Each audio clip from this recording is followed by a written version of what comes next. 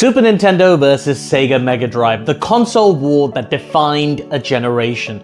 Before PlayStation versus Xbox, before console exclusives became corporate warfare, before teenagers on the internet started arguing over frame rates like medieval theologians debating scripture, there was one great console war: Nintendo versus Sega. Super Nintendo versus Mega Drive, or Genesis if you're watching this in North America. This wasn't just two companies selling plastic boxes that played games.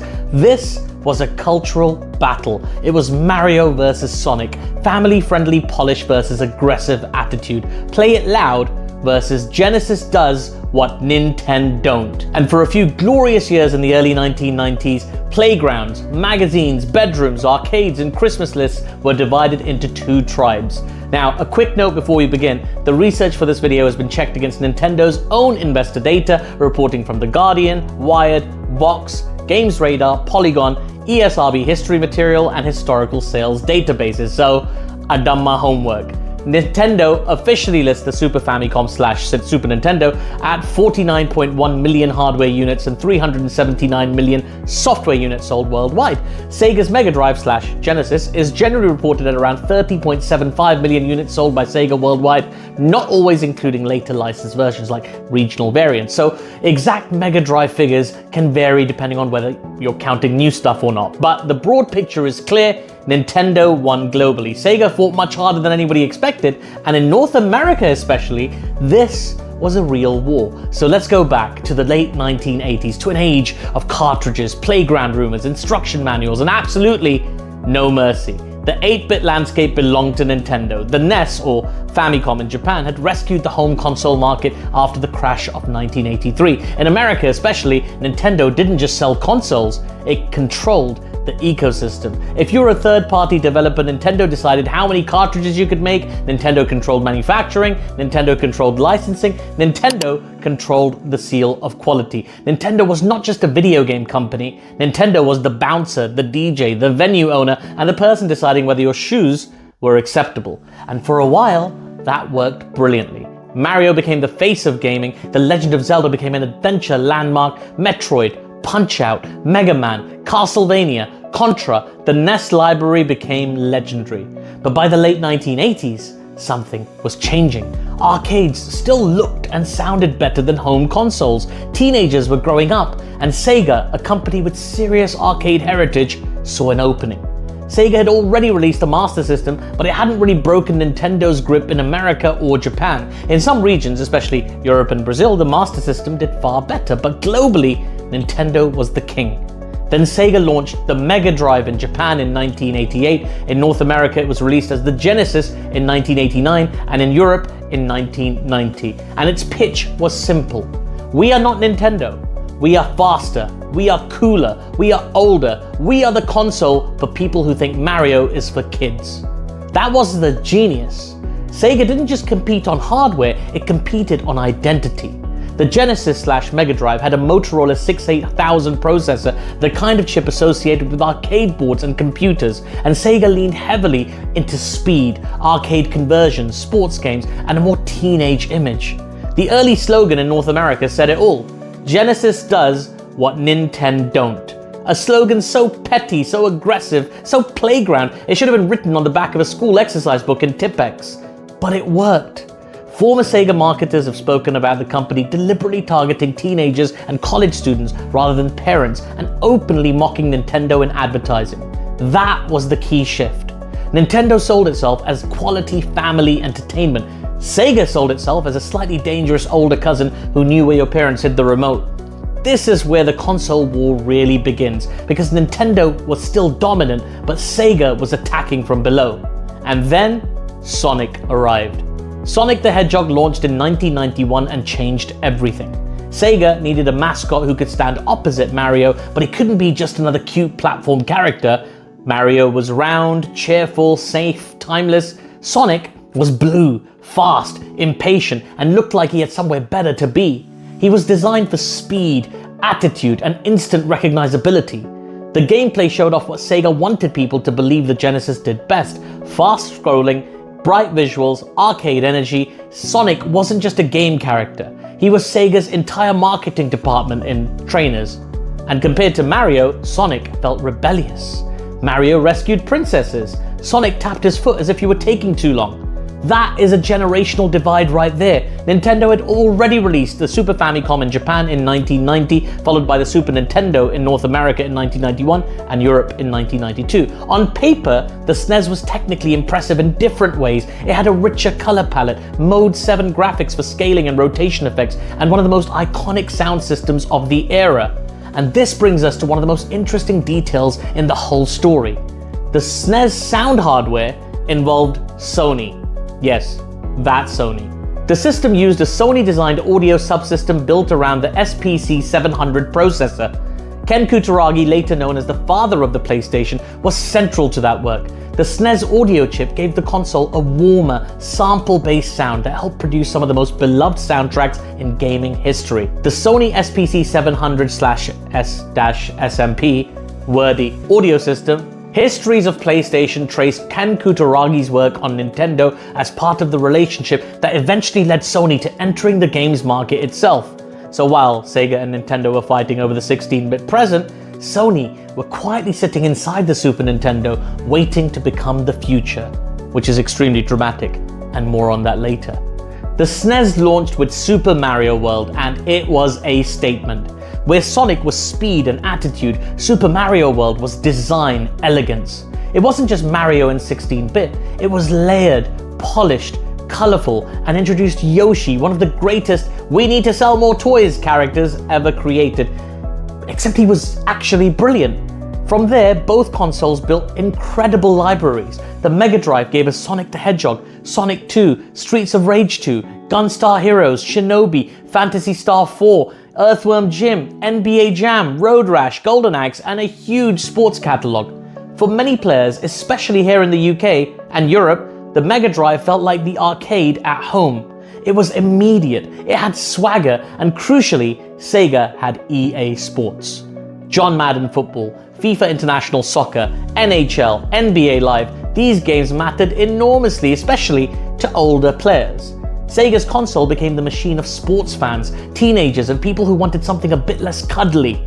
Nintendo, meanwhile, had a ridiculous first-party and second-party arsenal.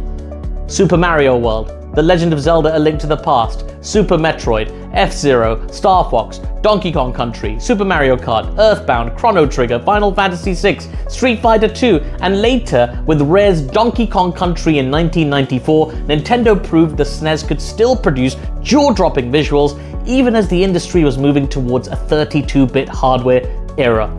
Nintendo itself notes the SNES ultimately sold 379 million software units worldwide, an extraordinary figure for the era. And then there was Street Fighter II. This was massive. In the early 90s, Street Fighter II was not just a game, it was a social environment. You simply didn't play Street Fighter II, you gathered around it like villagers around a prophecy.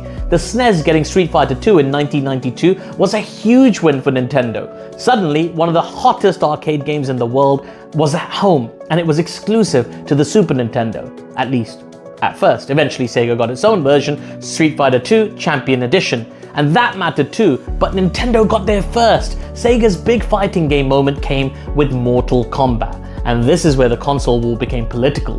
Mortal Kombat hit home consoles in 1993. Nintendo, still fiercely protective of its family-friendly image, censored the SNES version, changing blood into grey sweat and altering fatalities. Sega's Genesis version initially shipped without the visible blood by default, but the famous blood code restored the gore. And the result? Sega's version was the one the kids wanted. At a 1994 US Senate hearing on video game violence, the Sega Mega Drive version of the Mortal Kombat game was said to have outsold Nintendo's version by a factor of 5. Those hearings, led by Senators Joe Lieberman and Herb Kohl, focused on games like Mortal Kombat and Night Trap, and eventually led to the creation of the ESRB rating system. So in a bizarre twist, Sega's edgier image didn't just sell games, it helped reshape how the entire American games industry rated content. That's quite a legacy. You sell a game with a blood code and suddenly Congress is involved. That is market escalation. But this was the battle. Nintendo had the polish, Sega had the attitude. Nintendo had Mario, Sega had Sonic. Nintendo had Zelda, Sega had Streets of Rage. Nintendo had quality, Sega had cool. And for a time, especially in North America, Sega genuinely rattled Nintendo. Under Tom Kalinske at Sega of America, the company made bold decisions. Price cuts, bundling Sonic with the Genesis, aggressive advertising, and going directly after older players. The goal was not just to say Sega was good, it was to say that Nintendo was yesterday. That was the psychological shift. Before Sega, Nintendo felt inevitable. After Sega, Nintendo looked vulnerable. Sega also understood something modern gaming companies now obsess over: brand identity. Owning a console wasn't just about games, it said something about you. A Nintendo kid and a Sega kid felt like different species. A Nintendo kid had A Link to the Past and probably kept their cartridges in the box. The Sega kid had Road Rash and definitely knew somebody whose older brother had the Mortal Kombat blood code. Neither was better as a human being, but one was more likely to say blast processing without knowing what that meant. Ah yes, blast processing. Sega's legendary marketing phrase. Technically, the Genesis/Mega Drive did have advantages in CPU speed over the SNES, and some games used that speed brilliantly, Sonic being the obvious example. But blast processing as a marketing phrase was less a technical explanation and more a playground weapon. Nobody fully understood it, but everyone repeated it. That's how you know marketing is working. Nintendo couldn't ignore Sega forever. By the mid-90s, Nintendo's own advertising became louder, younger, more confrontational. Play It Loud was not the Nintendo of quiet parental approval. It was the Nintendo trying to show it too could have attitude. And this is where the war produced better work from both companies. Sega forced Nintendo to sharpen up. Nintendo forced Sega to keep swinging. And players won. Because between roughly 91 and 95, the quality of games was ridiculous. On the SNES, you had some of the greatest 2D platform games ever made. On the Mega Drive, you had speed, arcade energy, sports dominance, and a completely different flavor. Even today, ask retro gamers which was better, and you won't get an answer. You'll get a personality test. SNES fans will talk about color, sound, depth, RPGs, Nintendo's polish and timeless design. Mega Drive fans will talk about speed, music, arcade ports, sports games, grit, and how Streets of Rage still sounds like it was composed in a nightclub under martial law. Both are right, that's what made it great. But globally, Nintendo ultimately won the 16-bit generation. Again, Nintendo's own figures put the SNES at 49.1 million units worldwide. Sega's Genesis/Mega Drive figure is generally closer to 30.75 million units sold, with some debate depending on later licensed systems and regional figures, all that kind of stuff. In simple terms, SNES won worldwide, but Sega made Nintendo bleed in a way few companies ever had. And then came the next generation. This is where the story changes, because Sega, having fought Nintendo brilliantly in the 16-bit era, started making decisions that were less brilliant. There was the Sega CD/Sega Mega CD. Interesting idea, some great games, but expensive, uneven, and not essential.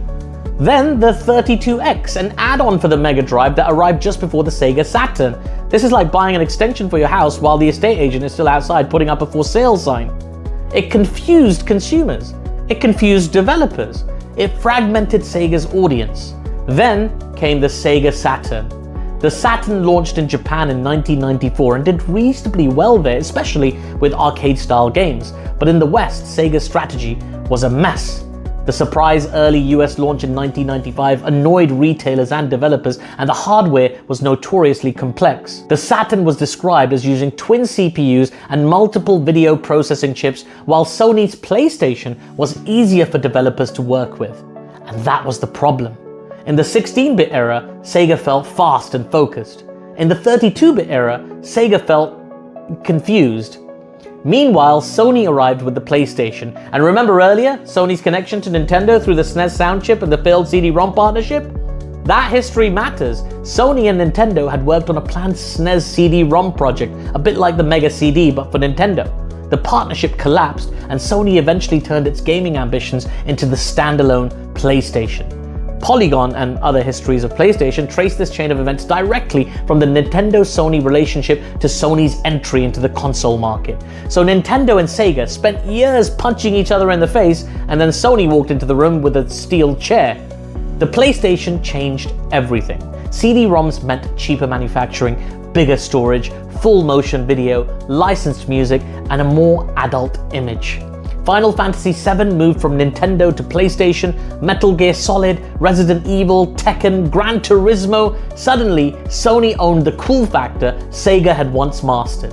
Nintendo responded with the Nintendo 64 in 1996. It had some of the greatest games ever made. Super Mario 64, The Legend of Zelda Ocarina of Time, GoldenEye, Mario Kart 64, Banjo-Kazooie, but Nintendo stuck with cartridges, which limited storage and frustrated some third-party publishers. Still, Nintendo survived, Sega did not. The Dreamcast launched in 1998 in Japan and 1999 elsewhere, and in many ways it was ahead of its time. Online play, a built-in modem, games like Sonic Adventure, Crazy Taxi, Shenmue, Jet Set Radio, Soul Calibur, Phantasy Star Online, the Dreamcast was brilliant, but brilliance was not enough. The damage from the Saturn and the failure of add-ons like the 32X, limited third-party support, and the looming PlayStation 2 all hurt Sega badly. In January 2001, Sega announced it would stop producing the Dreamcast and shift its focus to software. Sega would take a major financial hit and move towards its software business, saying that maintaining both hardware and software while securing profits had become extremely difficult. And just like that, Sega left the console war. Not gaming, just hardware. Sonic eventually appeared on Nintendo consoles, which for 90s kids like me felt like seeing Batman move into the Joker's spare room. Meanwhile, Nintendo kept going. The GameCube sold modestly compared to the PlayStation 2. The Wii then exploded, selling over 100 million units and bringing motion controls into living rooms, hospitals, care homes, parties, and awkward family Christmases everywhere. Nintendo's official lifetime hardware data lists the Nintendo Wii at 101 million units sold. Then came the Wii U. Let's be kind, it happened. But Nintendo recovered again with the Switch, a hybrid console that became one of the best-selling systems in history. By March 2026, Nintendo's total hardware sales showed the Switch family, that's the Switch 1 and Switch 2, as having overtaken even the DS, with reporting around Nintendo's latest financials placing Switch 2 on an extremely strong start as well. Reuters reported in May 2026 that Nintendo expected to sell 16.5 million Switch 2 units in the financial year ending in March 2027, after a major launch year. So what's the legacy of the SNES versus Mega Drive war? It's not just that Nintendo won, it's not just that Sega lost. That's too simple. The real legacy is that the war changed gaming. Sega proved Nintendo could be challenged. It proved marketing could define consoles as much as hardware. It proved older gamers mattered. It pushed Nintendo to modernize its image. It helped create the conditions for content ratings. It made mascots feel like cultural icons. And it turned console ownership into identity. Nintendo gave us elegance, craft, and some of the most perfectly designed games ever made. Sega gave us speed, attitude, and the idea that gaming could be loud, rebellious, and cool. And the truth is, we needed both. Without Nintendo, the industry might never have recovered from the crash. Without Sega, Nintendo might never have been forced to fight. And without that fight, gaming in the 90s would have been a lot less exciting. So yes, Nintendo won the generation, but Sega made the generation unforgettable. Because for a few years, video games had a rivalry with genuine personality. A plumber versus a hedgehog. A Kyoto giant versus an arcade rebel. A purple button Super Nintendo versus a black Mega Drive that looked like it should be connected to a stereo system. And whether you were Team SNES or Team Sega, you were living through one of the greatest eras in gaming history. So now what I want to know is, were you a Nintendo kid, a Sega kid, or were you one of those suspiciously wealthy households that had both? Drop it in the comments and please be respectful. This is only a 30-year-old console war we're talking about. No need to reopen old wounds. Thank you so much for watching. If you did enjoy this video, please do give it a thumbs up. Subscribe to my channel for more videos just like this, and I will see you soon.